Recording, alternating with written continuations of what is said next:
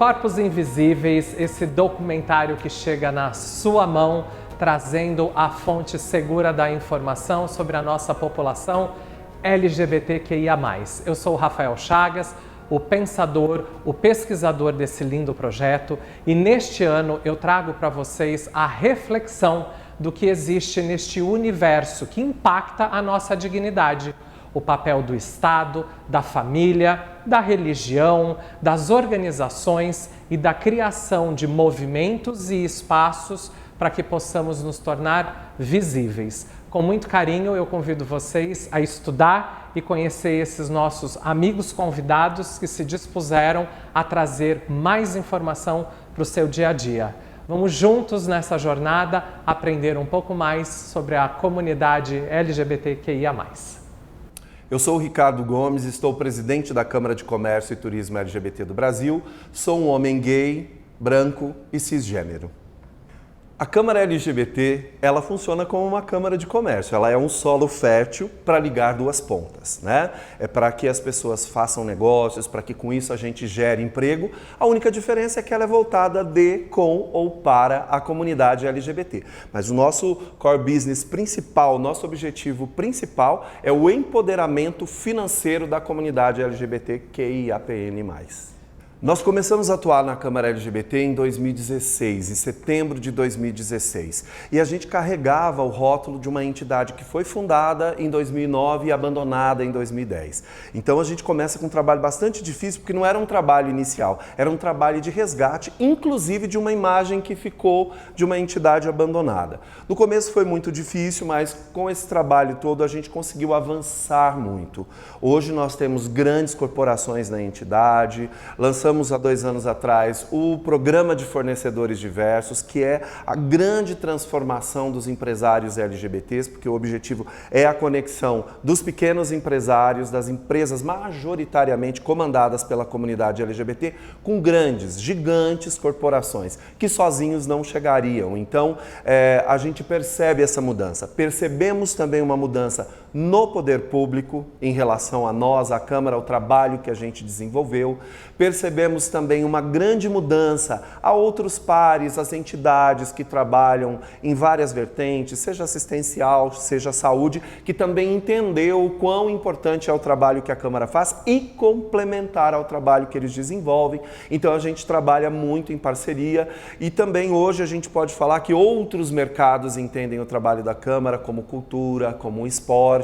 Então, houve sim um avanço muito grande nesse período aí de 7 anos, de como a gente começa e de quando a gente avança. Agora, com tudo que a gente construiu no momento que a gente está, nós temos muito claro que em um ano e meio no máximo, nós vamos realizar muito mais do que a gente realizou nos 7 anos. Exatamente por conta dessa confiança das empresas, do poder público, das instituições e desses pares que a gente trouxe para dentro da entidade para que juntos e juntos a gente construa uma sociedade mais bacana e a gente consiga trabalhar efetivamente na geração do emprego, renda e divisa para a comunidade LGBTQIAPN+. O que eu acho que a gente precisa, esse posicionamento financeiro da comunidade LGBT, ou seja na geração de emprego ou na geração de negócios para os empresários, e aí quando a gente fala de geração de negócios para o empresário, a gente também está falando de geração de emprego. Porque se esse negócio cresce, se ele começa a atender mais clientes, vender mais produto, vender mais serviço, ele vai precisar de mais equipe. Logo, a gente vai trabalhando, mesmo empresa LGBT, é aquela história, a gente traz para o programa. E no caminho a gente explica. Você também está comprando do coleguinha que é LGBT? Você está comprando serviço e produto dessa cadeia? Porque isso tem que ser um círculo que auto se sustenta. Então não dá para exigir da grande corporação que ela compre do universo LGBT se quem está ali vendendo e fazendo negócio não faz o mesmo. E aí entra a empregabilidade também, porque se ele vai contratar alguém, vamos privilegiar a comunidade LGBT. E aí, voltando isso para o social, é de suma importância. Porque sim, os governos, sejam eles federal, estaduais ou municipais, eles precisam cuidar da população, inclusive da LGBT, que tem mais dificuldade de acesso ao emprego, acesso a negócios.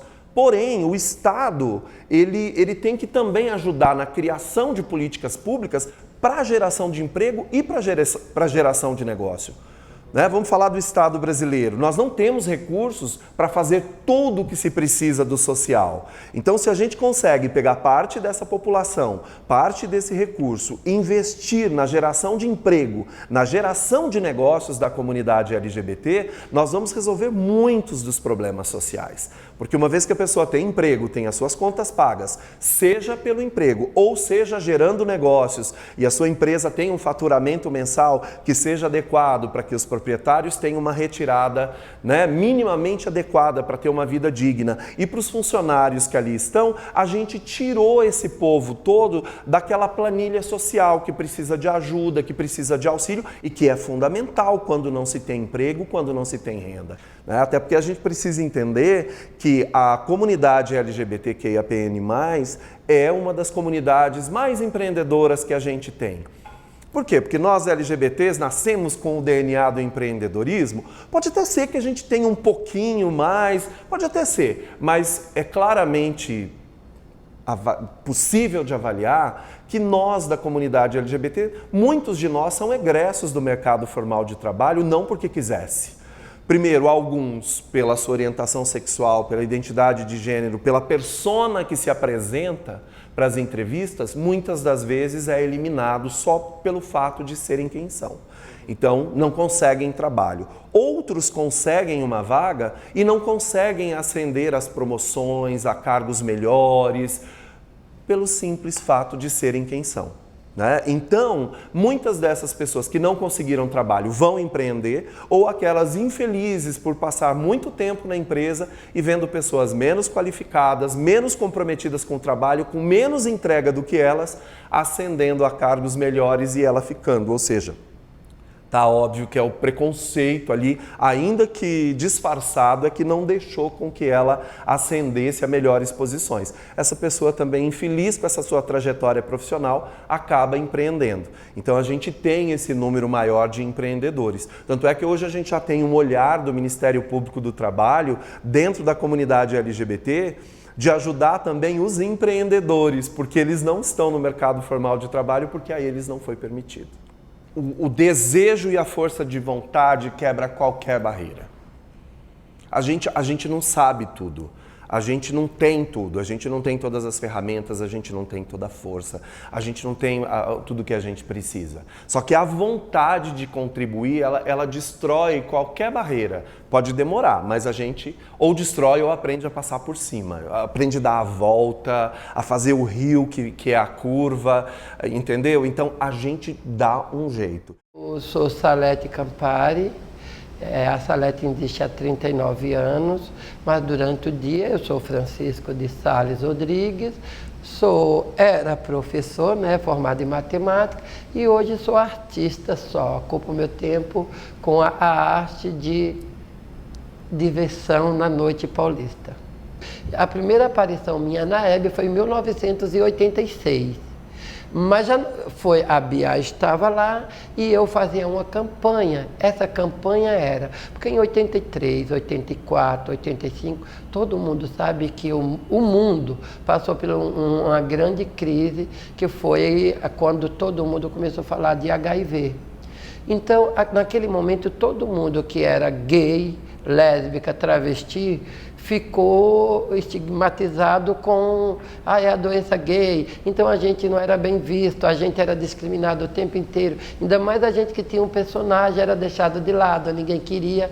E eu comecei a minha militância, indo para a rua vestida de freira para distribuir a salvação, que para mim a salvação naquele momento era a camisinha, como até hoje é a camisinha. Quem se ama se cuida, quem se ama usa preservativo. Então eu comecei naquele tempo saindo, ninguém me pagava, ninguém fazia nada, eu saía porque eu acreditava como LGBT e que sofria discriminação, porque nem existia LGBTQIA+, era gays, lésbicas, era GLS. Então eu acreditava que quando eu saía para a rua e falava para o meu amiguinho, para os LGBT principalmente, nas boates, que olha, use camisinha. Todo mundo começou a me ver vestida de freira, eu era muito alegre. Falava, o que é que você está fazendo? Eu falei, estou dando vida, estou dando... No meu jeito de falar, mas que não deixa de ser a salvação que eu dava, porque a salvação no estilo de brincar, eu falo assim,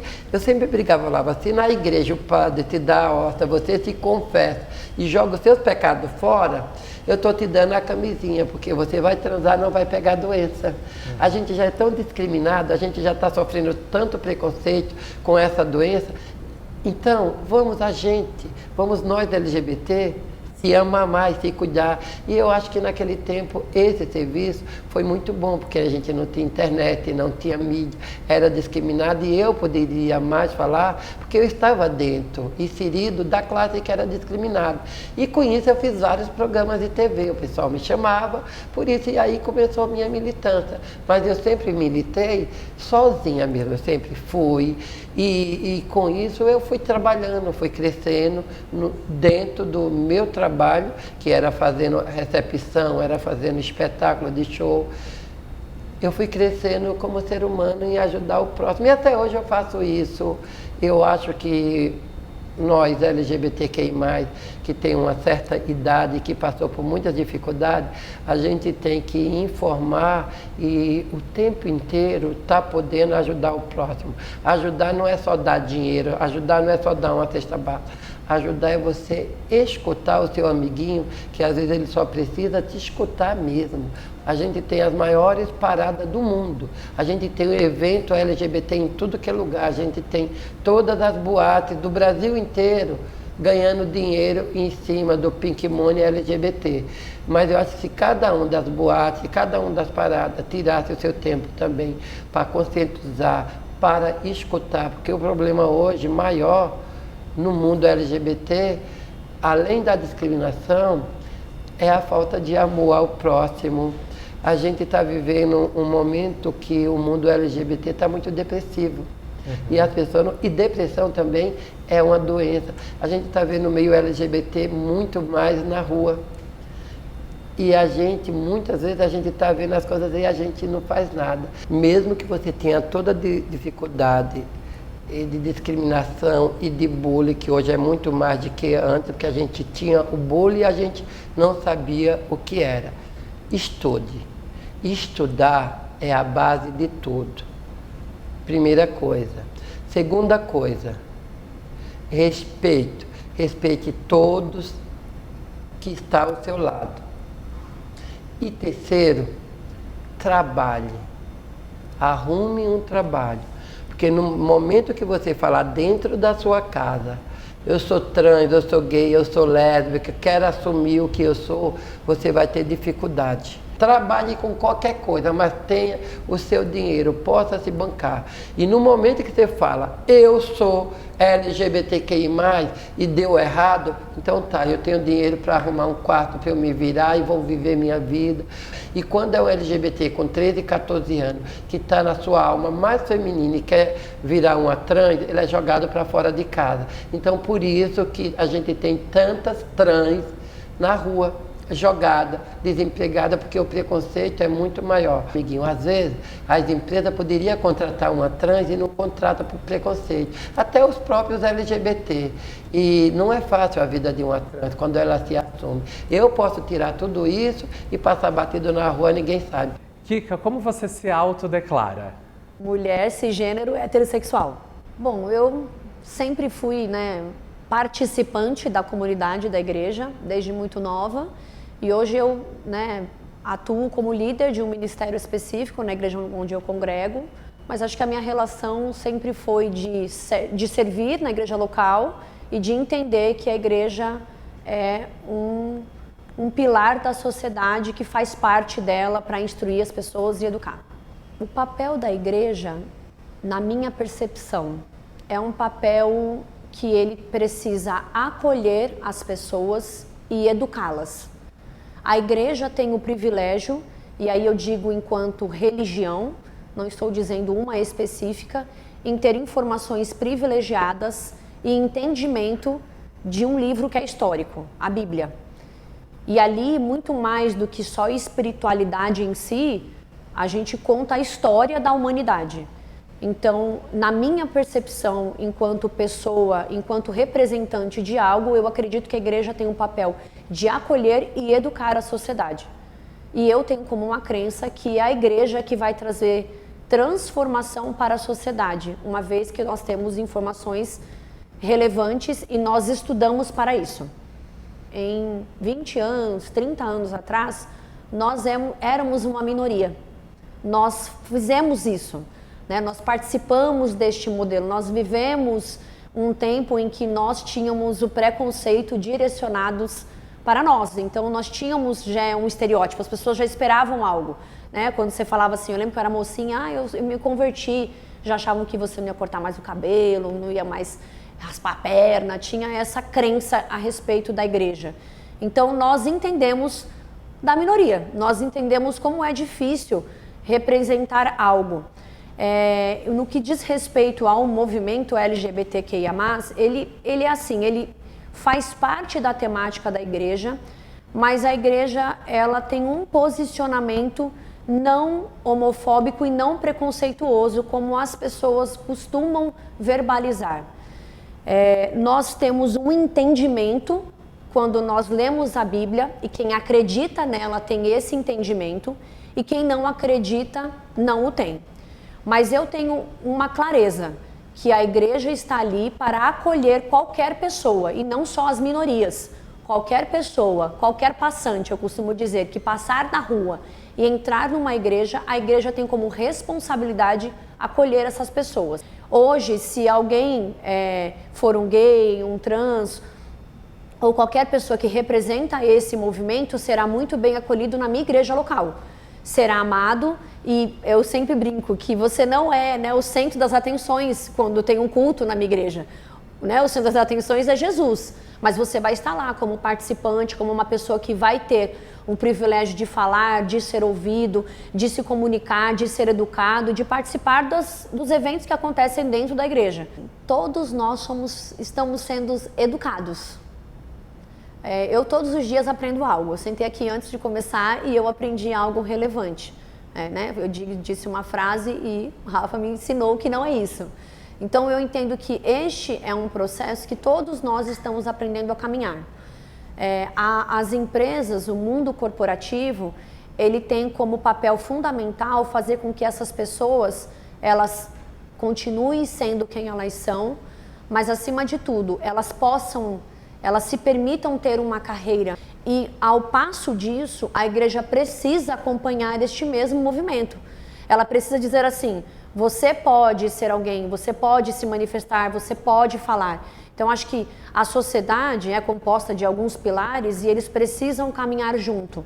E isso não quer dizer que eu acho certo ou errado, mas essas pessoas não podem ser ignoradas no ambiente corporativo. Eu acredito que neste ano, eu acho que é o primeiro ano que eu vejo realmente que existe um movimento empresarial em prol das pessoas que vivem à margem, que estão aí ainda passando por alguns preconceitos. Quando eu olho esse Deus, é muito maior do que a gente, né? É muito maior do que aquilo que eu posso dizer assim, é sobre... Não, ele amou essas pessoas. E a Bíblia não é sobre céu e inferno, é sobre vida ou morte mesmo.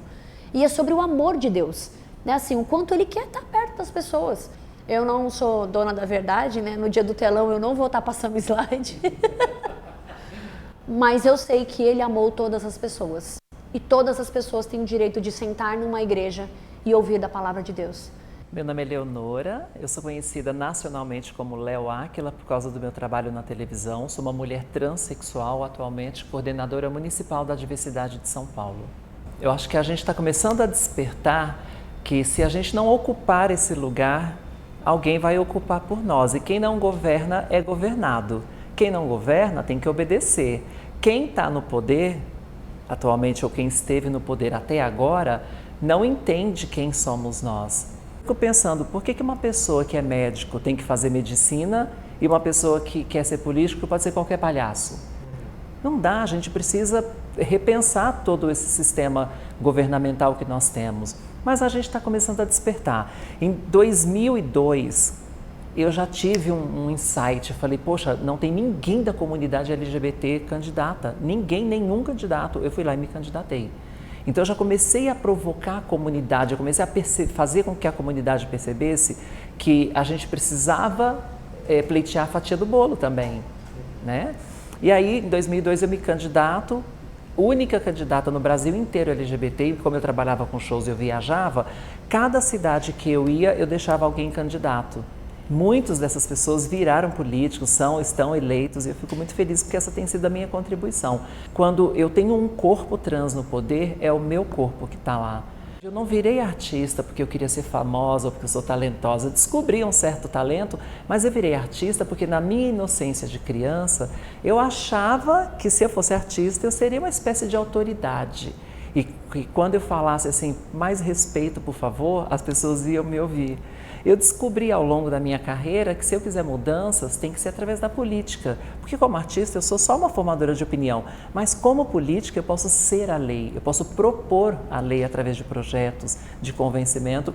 E eu já estou colhendo o resultado desse pensamento positivo que eu tive e que fui lá e batalhei por isso. Eu sou formada em jornalismo e eu sou pós-graduada em política pela PUC. E fui estudar para entender direitinho o que a gente tinha que fazer realmente para ninguém passar a perna na gente. Qual é o caminho a percorrer? Tem jeito? Vale a pena lutar? E eu descobri que sim, que vale a pena lutar.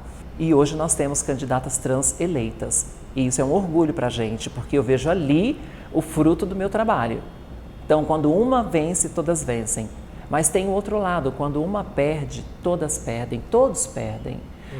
A minha frase hoje, quando eu penso em governabilidade, a minha frase de vida é: o gay não precisa de ajuda, o gay precisa de respeito.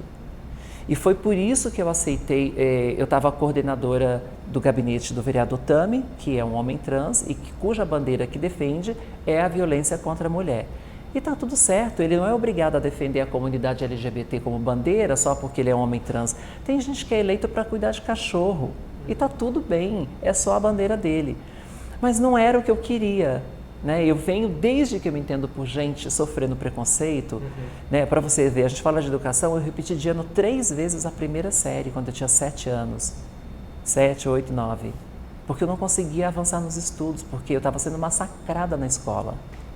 E naquela época, eu estou falando de 40 e tantos anos atrás, não tínhamos professores preparados, não tínhamos internet, não tínhamos esse discurso, ninguém sabia o que era identidade de gênero, e eu me achando uma menina e ninguém entendia, e aí todo mundo falando que eu era uma aberração, que eu ia para o inferno. Então eu cresci achando que Deus não me amava, eu cresci achando que eu não merecia. Todas as crenças limitantes que são possíveis colocaram em mim, que eu era uma aberração, que eu era um lixo.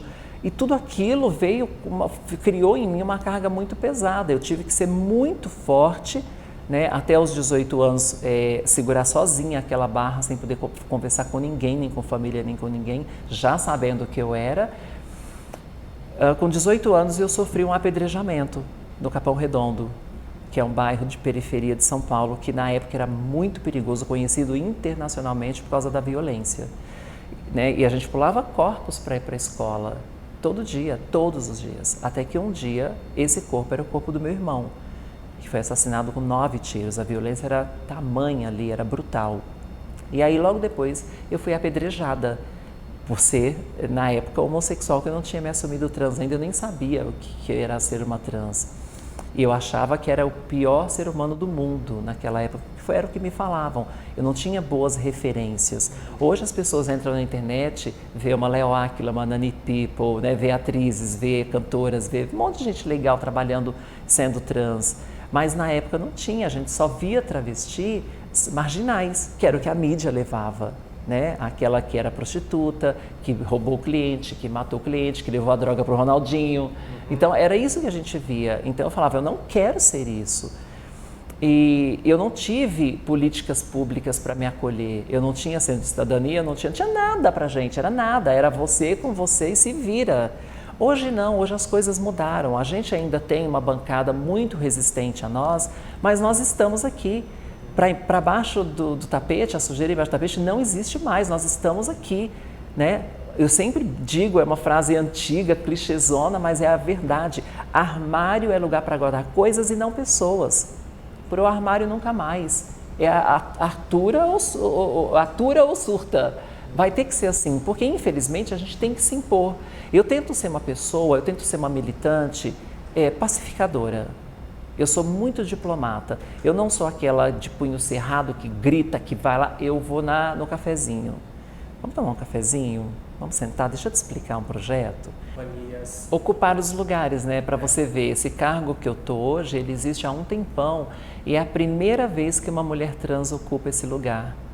E aí o prefeito, tendo mais contato comigo, cria-se uma coisa no macro, que acontece no micro também comigo, que é assim, é muito comum eu conhecer alguém que tem preconceito com travestis, com transexuais, mas quando me conhece fala, poxa, até que vocês são legais, cara, até que você é inteligente, até que você fala bem. Aí começa a ver a comunidade trans de outra forma, isso é uma militância. Primeiro queria me apresentar, sou Caíto Maia, fundador da Chili Beans. É uma honra estar participando desse projeto, uma honra ter sido convidado para falar desse assunto, diversidade. Primeiro, é uma coisa verdadeira e genuína. Primeiro de tudo, assim, não é porque minha agência de propaganda falou, porque é moda. A gente exercita e acredita na diversidade desse país há 30 anos. Você imagina isso há 30 anos atrás? Como é que era? Ainda continua bem preconceituoso, mas era muito pior. A diversidade que a gente defende não é a diversidade apenas LGBTQIA+. Ela é a diversidade do ser humano. Todas as pessoas têm que ser respeitadas, independente de cor, de religião, de tudo, de orientação sexual, de tudo. Essa é a diversidade que eu acredito. Quantas vezes aqui nessa empresa pessoas que te receberam oportunidades, né, por ter sido recriminadas por N motivos em outras empresas, e aqui ficaram, e aqui cresceram, e aqui desenvolveram, e aqui realizaram seus sonhos. Então essa é a diversidade que a gente acredita e que a gente exerce com muita verdade há 30 anos nesse país chamado Brasil.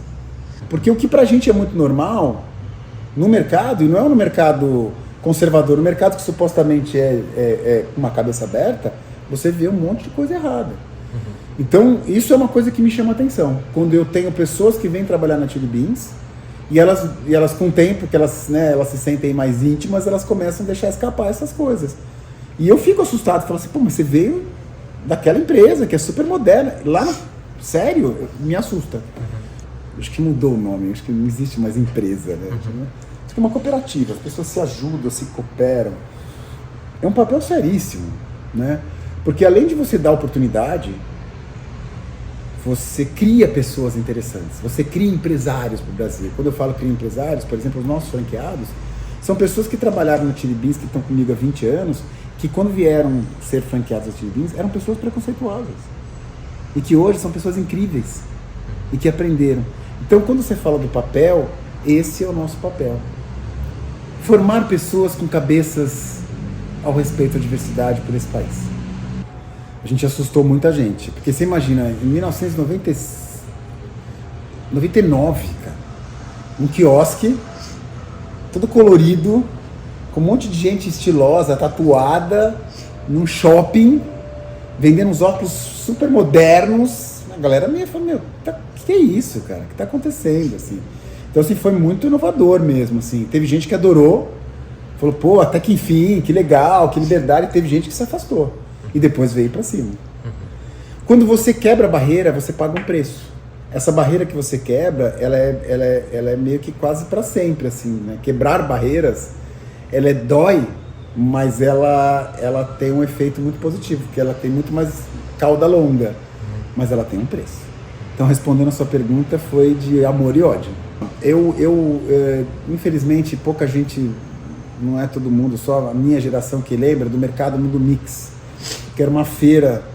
É uma feira que aconteceu na década de 90 nesse país, uma feira de moda, né? Os estilistas começaram lá. E que, assim, ela é absolutamente atual, cara. Ela, se acontecesse hoje, nos dias de hoje, ela seria um estouro. Foram eles que me ensinaram. Foram eles que pegaram esse moço aqui, que nasceu num clube lá, né? Da elite. Me apadrinharam e me mostraram um mundo que é o que eu vi, que eu não me arrependo, que é um mundo muito especial que eles mostraram, entendeu? Quando eu observo o comportamento empresarial, o papel da empresa, do trabalho, do fomento de oportunidades de trabalho para a população LGBTQIA+, eu sempre considero uma alavanca que esse ano nós tivemos, né? O uso da nomenclatura ESG, né, que fala do environmental, do social e governance, é uma terminologia internacional, mas que tem trazido muita força para projetos de diversidade dentro das empresas. A diversidade, ela é um projeto que ele é mais do que ter pessoas gays ou autodeclaradas nas suas equipes, mas é termos ações afirmativas que possam promover espaços de igualdade e espaços de existência. O trabalho, né, ele tem uma função para uma pessoa, para o cidadão.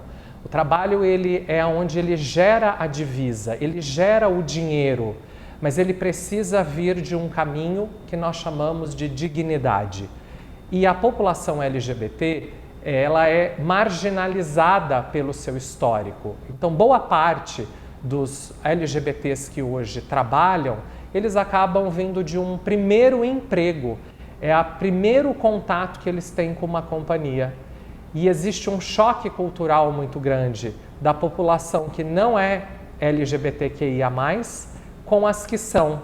Histórias de vida, narrativas, exemplos do seu dia a dia que podem trazer o processo de exclusão. Por isso, o caminho que eu enxergo para conseguirmos melhorar a empregabilidade desta população é com um projeto solidificado, com estatuto, com um comitê, com práticas afirmativas e que possamos trazer para essas pessoas a educação sobre o trabalho. E, ao mesmo tempo, todas as pessoas que estão no entorno dela possam aprender como receber. Senão eu desenvolvo células e núcleos que atraem pessoas LGBTQIA+, e elas não ficam dentro da organização, porque a cultura mesmo expele, tem exclusão, porque não sabem lidar com ela. Então é através desses movimentos de educação e de preparo que nós vamos conseguir transformar as empresas que querem fazer este passo para a diversidade em algo que seja formalizado. Ações isoladas, sem a formalização, sem registro, sem comitê, sem estatuto, elas não sobreviverão ao tempo. E aí, dependendo do diretor, gerente, CEO que tiver, elas podem ser secundárias.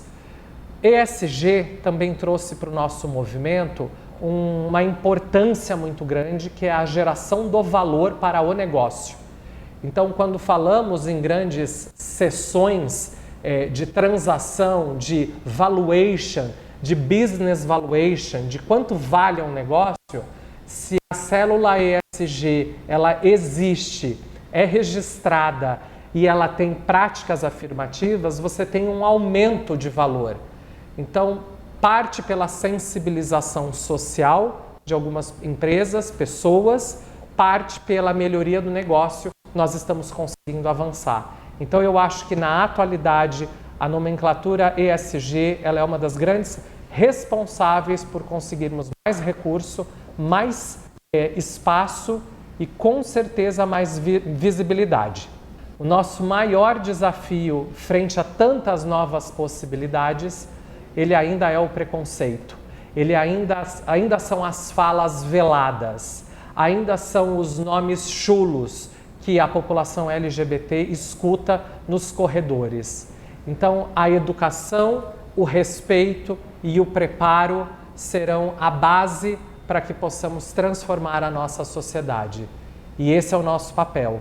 Todos os dias lutarmos contra qualquer forma de indignação, ódio ou fobia.